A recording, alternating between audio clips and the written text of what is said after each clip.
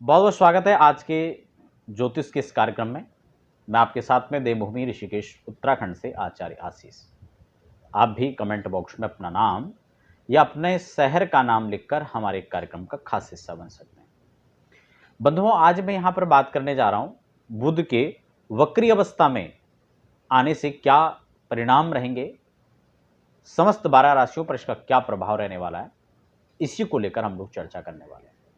आज सायंकालीन लगभग जो समय है 5:18 शाम को बुध आज यानी 10 मई 2022 को बकरी हो जाएंगे। वहीं 3 जून को मध्याह्न में यह पुनः मार्गी हो जाएंगे लगभग 1:30 बजे के आसपास। इसी बीच में ग्रहों का जो परिवर्तन है, मैं चर्चा सभी राशियों की करूंगा, लेकिन थोड़ा सा जो बेसिक जानकारी है उसको भी यहां पर जान लेना आवश्यक हो जाता है, क्योंकि बुध प्रबंधन के कारक हैं, वाणिज्य के कारक, व्यापार के कारक, बुद्धि के कारक बुध को माना जाता है। बुध युवा राजकुमार के रूप में नैसर्गिक उनकी व्यवस्थाओं को देखा जाता है। ऐसे में बुध त्वरित काम करने में सक्षम है, तुरंत फैसले लेते हैं और तुरंत अपना जो प्रभाव है उसमें आकर कार्य करते हैं। इसलिए बुध जब राशि परिवर्तन करते हो, वक्री होते हो, मार्गी होते हो, तो उनका एक विशेष प्रभाव देखने को मिलता है जो कि संपूर्ण जनमानस को प्रभावित करता है। कैसे? क्योंकि बुध वाणी का कारक है और वाणी सर्वत्र जो है वाणी का प्रभाव रहता है। इसी से माहौल बिगड़ता भी है और इसी से माहौल सुधरता भी है। चाहे आप घर में रहते हो, चाहे आप बाहर जाते हो, चाहे फील्ड वर्क करते हो या फिर आप अपने घर में कोई बिजनेस व्यापार कर रहे हो, आप किसी को नौकरी दे रहे हैं तो, और या आप किसी के साथ नौकरी कर रहे हैं तो, किसी भी प्रकार से देखा जाए तो बुध का प्रभाव हर जनमानस पर संपूर्ण रूप से पड़ता है, इससे कहीं भी कोई दो राय नहीं है। अब ऐसे में जब बुध वक्री हो रहे हैं तो वक्री होने का मतलब है कि वह वृषभ राशि में ही वक्र चाल चलेंगे। अब यानी अपनी एक निश्चित गति, अपनी एक निश्चित दिशा से वह थोड़ा हटकर पीछे जा रहे हैं। और यह समय लगभग कितने दिन का है? क्योंकि 10 तारीख को ये वक्री हो रहे हैं और 3 तारीख को जून में वापस आ जाएंगे, यानी 20 दिन लगभग ये हो गए और 2-3 दिन वह, तो ये 22-23 दिन का जो है लगभग यह परिवर्तन रहेगा।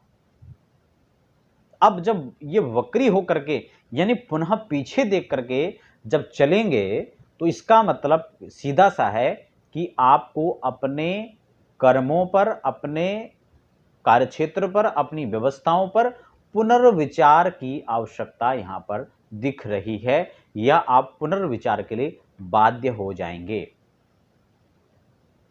जो काम हमने किए हैं, जो पेंडिंग पड़े हैं, जो सुधरे हैं, जो बिगड़े हैं, उस पर आत्मचिंतन, आत्ममंथन करने का एक समय, एक अवसर आपके पास में है। चाहे आपकी सफलताओं की बात की जाए, चाहे आपकी विफलताओं की बात की जाए, आपको एक विश्लेषण करने के लिए अवसर यहां पर मिलेगा। क्या क्या प्रभाव रहेगा, किन किन क्षेत्रों पर प्रभाव रहेगा? जैसे कि मैंने आपको पहले भी बताया, बुध वक्री के अलग से कार्यक्रम में जब मैंने आपके साथ चर्चा की थी तो बुध के बारे में बहुत सारी नैसर्गिक जो चीजें हैं उनको लेकर भी मैंने चर्चा की थी, लेकिन फिर भी आप उस वीडियो को देख सकते हैं। लेकिन अब आज की जो चर्चा है वो थोड़ा सा कुछ शॉर्ट रहेगी, क्योंकि लोग गोचर के अंदर उनको समझना भी चाहते हैं लेकिन बहुत विस्तार भी नहीं चाहते हैं, इसलिए हम उनको भी ध्यान में रखेंगे और सभी व्यवस्थाओं को साथ साथ में रखकर यहां पर चर्चा करेंगे। अब बुध का एक स्वभाव है, वो जिस भी ग्रह के साथ में, जिसके भाव मालिक होकर के, जिस भाव के अंदर विराजित होंगे, उन घरों को या उन भावों को वह प्रभावित करने का भी काम करेंगे। अब बुध यहां पर स्वतंत्र रूप से फिलहाल तो अकेले हैं, अभी वृषभ राशि के अंदर किसी ग्रह का गोचर नहीं है, लेकिन यहां पर सूर्य कुछ दिन में आने वाले हैं, क्योंकि 14 तारीख को यहां पर सूर्य आ जाएंगे और जब सूर्य इनके साथ में आएंगे तो बुध आदित्य योग का निर्माण होगा। यानी अब गोचर में बुध आदित्य योग का निर्माण होगा और उस बुध आदित्य योग के निर्माण से क्या क्या फल निकल कर आएंगे हम उसको लेकर भी सविस्तार चर्चा करेंगे। हालांकि ये राजयोग, इसमें बुधादित्य योग नाम का जो राजयोग बनेगा वह मात्र यहां पर 18 दिन के लिए ही बनेगा, क्योंकि 3 तारीख तक ही इनका संचरण यहां पे है, मार्गी होकर के विशेषकर। वैसे तो ये यहां पर रहने वाले हैं, लेकिन मार्गी अवस्था में जो है उनके साथ में 18 दिन यहां पर व्यतीत होंगे, बकरी अवस्था में, सॉरी।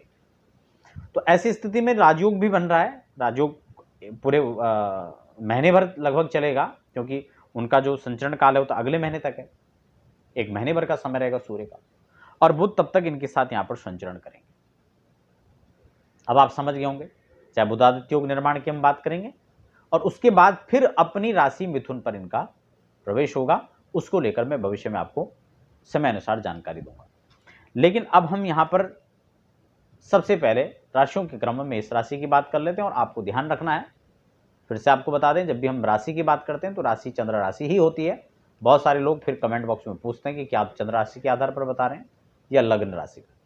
लग्न राशि सर्वथा ही कहना उचित नहीं है, क्योंकि राशि का मतलब सीधा चंद्रमा होता है, चंद्रमा का मतलब चंद्र राशि होता है, और चंद्र राशि का मतलब चंद्र कुंडली ही होती है। तो इसमें बहुत ज्यादा भ्रमित होने की आवश्यकता नहीं है। चलते हैं मेष राशि। मेष राशि के हिसाब से देखा जाए तो धन भाव पर गोचर करेंगे बुध बकरी होकर। आपको यह सोचना यहां पर चाहिए कि कहीं ना कहीं आपने जो धन के मामले में, पैतृक प्रॉपर्टी के मामले में जो कुछ कमियां यहां पर रह गई थी, जो कुटुंबी जनों के साथ में कोई व्यवहार को लेकर, कोई व्यवस्थाओं को लेकर जो कमियां यहां पर थी, उन पर आत्मचिंतन करना चाहिए, और कहां कमी रह गई है उसको पूरा करना चाहिए। बुध आपको इस सोचने पर विवश करेंगे, साथ ही साथ आपकी उलझे हुए कार्यों को भी सुलझने का अवसर यहां पर मिलेगा, और उन कामों में आपको सफलताएं प्राप्त होंगी। धन से जुड़ी हुई बातें की जाए तो आपको धनागम के अच्छे स्रोतों को यहां पर बुध प्रकट करेगा, और बहुत तीव्रता के साथ आपको काफी कुछ प्राप्त करने में यहां पर मदद मिलेगी। शेयर बाजार, सट्टा, लॉटरी आदि के जो काम में कहीं ना कहीं इन्वॉल्व हैं, उन लोगों को यहां पर भरपूर लाभ मिलेगा, क्योंकि तुरंत गति से यहां पर बुध वहां पर इनको लाभ दिलाएंगे। गोल्ड में निवेश करना चाहते हैं, प्रॉपर्टी का कार्य है, इन सब में भी आपको अच्छा सहयोग मिलने वाला है। तो कुल मिलाकर, मिलाजुलाकर मेष राशि के लिए देखा जाए तो धन भाव में बुध का वक्री होना आपके लिए अच्छा रहेगा। बात वृषभ की कर लेते हैं। इनके लग्न पर ही स्वयं यह गोचर काल बनेगा, जिसमें कि बुध यहां पर वक्री रहेंगे। अब बुध लग्न भाव में वक्री होंगे, कहीं ना कहीं आपको अपने स्वास्थ्य पर भी ध्यान देने की आवश्यकता है। साथ ही साथ आपको मनोवांछित फल प्राप्त करने के लिए बहुत अधिक परिश्रम जहां आप कर रहे थे और उनका फल अगर संपूर्ण रूप से नहीं मिल रहा था, तो बुध यहां त्वरित कार्रवाई करेंगे और आपको उसका संपूर्ण फलाफल यहां पर प्राप्त होगा। उपाय की हम अगर बात कर लेते तो आप यहां पर मेष राशि के जातकों को और वृषभ राशि के जातकों को दोनों को ही यहां पर भगवान गणपति का अर्चन करना चाहिए। 3 मुखी या 7 मुखी रुद्राक्ष आपको धारण करना चाहिए, आपके लिए शुभ रहेगा। बात तीसरी राशि यानी मिथुन की कर लेते हैं। आपके द्वादश भाव में इनका संचरण होगा, जो कि वक्री होकर यहां पर रहेंगे। त्वरित खर्चों में यहां पर आपकी वृद्धि होने वाली है, कहीं ना कहीं खर्च यहां पर बढ़ेंगे, घूमने फिरने के अवसर बढ़ेंगे, और कहीं ना कहीं इष्ट मित्रों के साथ, परिवार के साथ आपको भ्रमण का भी अवसर मिलेगा। हो सकता है जो लोग विदेश जाने के लिए, चाहे घूमने के लिए जा रहे हैं, चाहे वहां पर नौकरी करने के लिए जा रहे हैं, सेटलमेंट उनका वहां पर हो रहा है, उन सब को यह गोचर काल अत्यधिक प्रभावित करेगा, उनके लिए शुभ परिणाम लेकर यहां पर आएगा। लेकिन सावधानी भी रखें, कहीं ना कहीं अति उत्साहित होकर के आपको कार्य नहीं करना है, वाणी पर अंकुश और संयम की आवश्यकता भी रहेगी। आप किसी के अंडर में जॉब करते हैं, कि नौकरी करते हैं, तो आपको वहां पर भी ध्यान रखना है, वाणी का भरपूर संयम रखना है। आपको लाभ मिलने वाला है, पदोन्नति हो सकती है, लेकिन आपको संयम की आवश्यकता यहां पर पड़ेगी। भगवान गणपति को बुधवार के दिन आप 1.25 किलो लड्डू अर्पित करें। अगर इतना संभव नहीं है तो यथाशक्ति आप समर्पित करके भगवान गणपति का पूजन कर सकते हैं। आपके लिए गोचर वक्री काल का अच्छा होने वाला है। कर्क राशि की बात कर लेते हैं। कर्क राशि को काफी बेनिफिट्स इसके यहां पर प्राप्त होने वाले हैं। जहां कुछ समय आपका उथल पुथल में व्यतीत हो गया, भ्रांतियों में व्यतीत हो गया, समस्याओं में व्यतीत हुआ, वहीं अब बुध एकादश में आकर आपकी वित्तीय स्थितियों को भी सुधार में लाएंगे, और कहीं ना कहीं आपको शांति के साथ साथ आपको धनागम की स्थिति को भी प्रगाढ़ करने वाले रहेंगे बुध। मैनेजमेंट की व्यवस्थाओं को, वाणी का हो या आपका कोई ट्यूशन पॉइंट है, आप शिक्षक हैं, आप या शिक्षार्थी हैं, उन सभी के लिए बुध का यह गोचर काल एकादश भाव में अच्छा रहेगा। संतति के मामले में देखा जाए तो आपको पुनर्विचार की आवश्यकता है और आप यहाँ पर बेबी प्लानिंग जो लोग कर रहे हैं उनको भी बुध का मार्गदर्शन प्राप्त होगा, आशीर्वाद प्राप्त होगा और निश्चित रूप से राजकुमार बुध उनके लिए यहाँ पर शुभ परिणाम लेकर आएंगे। आपको करना क्या है, भगवान गणपति की उपासना आपको करनी है, माँ लक्ष्मी के साथ करनी है और किसी मावे से बने हुए मिठाई का आपको भोग उनको अर्पित करना है। 5 मुखी रुद्राक्ष आप खुद भी धारण करें और किसी को भेंट भी करें तो यह अत्यंत शुभ और लाभकारी होगा। अब सिंह राशि की बात कर लेते हैं। देखिए, सिंह राशि की जातकों की यह दशम में होगा गोचर। दशम में गोचर होने के साथ साथ बुध यहां पर कहीं ना कहीं उन लोगों को विशेष प्रभाव यहां पर देने वाले हैं जो लोग कहीं ना कहीं कॉन्ट्रैक्टर हैं, राजकीय कार्यों से जुड़े में हैं, राजनीति से जुड़े में हैं, प्रशासनिक अधिकारी हैं, उनके अंडर में काम करते हैं, उनके इर्द गिर्द हैं, कहीं उनकी गाड़ी चलाते हैं, उनके सर्वेंट हैं, उन सबको इसका बहुत अच्छा लाभ मिलने वाला है। कुल मिलाकर व्यापार और राजकीय कार्यों से जुड़े हुए लोग हैं, जो आपका छोटा मोटा व्यापार है, होलसेल का है, रिटेल का है, उन सबको यहाँ पर अच्छा लाभ मिलने वाला। प्रबंधन से संबंधित होटल मैनेजमेंट है या किसी प्रकार के मैनेजमेंट के जो कॉलेज हैं उनको यहाँ पर अच्छे प्रभाव मिलने वाले हैं। होटल इंडस्ट्री में भी इसका अच्छा शुभ प्रभाव यहाँ पर देखा जा सकता है। तो ये काफ़ी कुछ जो है दशम 5वीं राशि के लिए यानी सिंह राशि के लिए यह गोचर काल अच्छा रहेगा। माता पिता के स्वास्थ्य में वृद्धि करेगा, उनके साथ कहीं ना कहीं अगर मनमुटाव की स्थितियाँ, कोई परेशानी है तो वो भी यहाँ पर समाप्त होती हुई नजर आ रही हैं। कन्या की बात कर लेते हैं। छठी राशि कन्या का भाग्य वृद्धि का आप संकेत इसको समझ सकते हैं। कहीं ना कहीं भाग्य प्रवर्धन लेकर बुध यहां पर आ रहे हैं और जब बुधादित्यों की स्थिति भी यहां पर बनेगी तब आप सचमुच यह मान के चलें कि आपको यह गोचर काल का अत्यंत लाभ प्राप्त हो सकता है। आपको बशर्ते इसकी तैयारी में रहना होगा और आपको सही समय पर सही कदम उठाने की आवश्यकता है। जितने भी रुके हुए काम थे, जितने भी बाधित काम थे, जितने पेंडिंग वर्क करे, उन सब में आपको यथोचित वृद्धि यहाँ पर देखने को मिलेगी।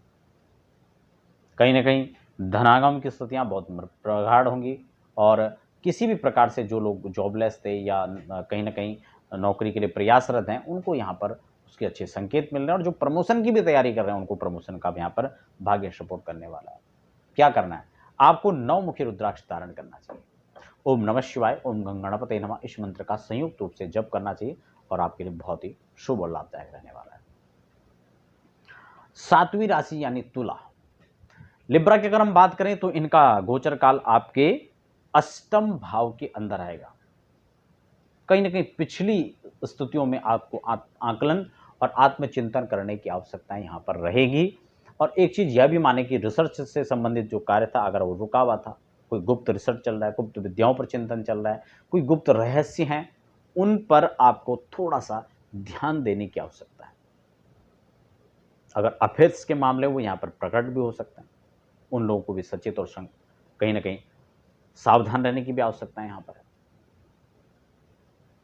बुध यहाँ पर कुछ गुप्त चिंताएं, गुप्त समस्याओं को भी बढ़ा सकता है, उसको लेकर भी थोड़ा सा आपको सचेत रहना चाहिए।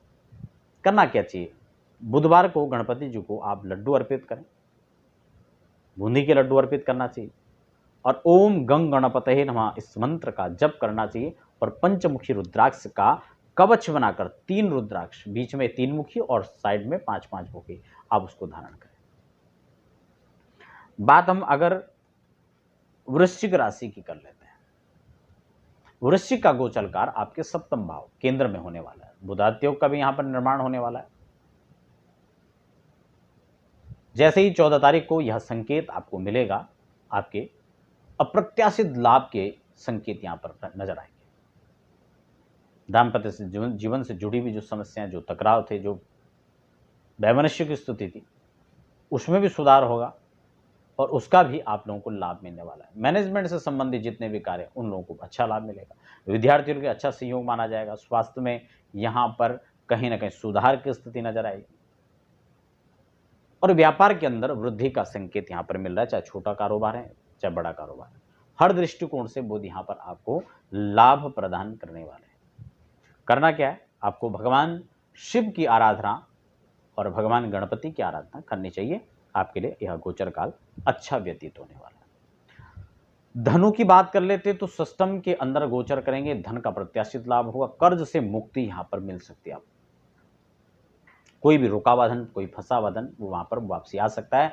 शत्रु का मान मर्दन करने के साथ ही शत्रु को परास्त करने में आपको यह गोचर काल काफी अच्छा लाभ प्रदान करेगा।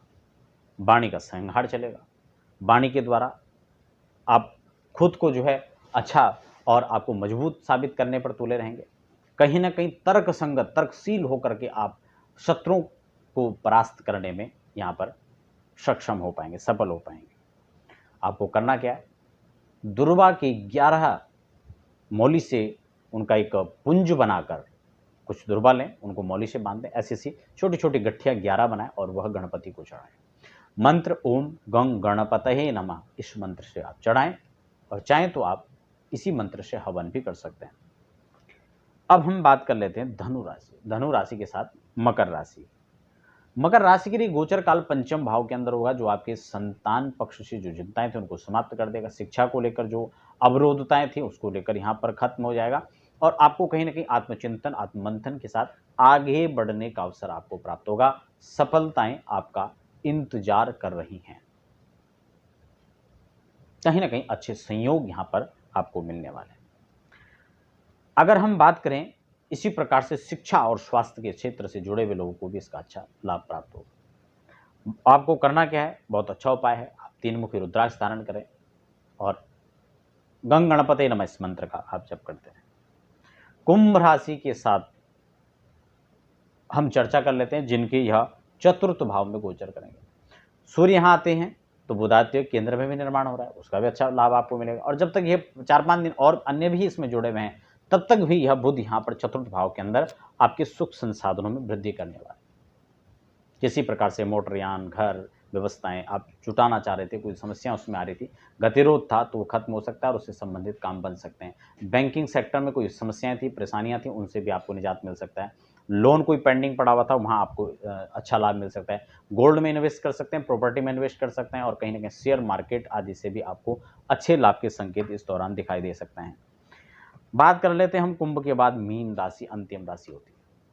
मीन राशि के लिए देखा जाए तो आपके तृतीय भाव के अंदर यहाँ पर बुध आएंगे। कहीं ना कहीं जो गतिरोध था पारिवारिक जनों के साथ, इष्ट मित्रों के साथ, अब आपको सोच समझ करके आप आगे कदम बढ़ाएंगे और उनके मन में आप अपने एक अलग स्थान बना सकते हैं, उसका एक अच्छा लाभ आप ले सकते हैं।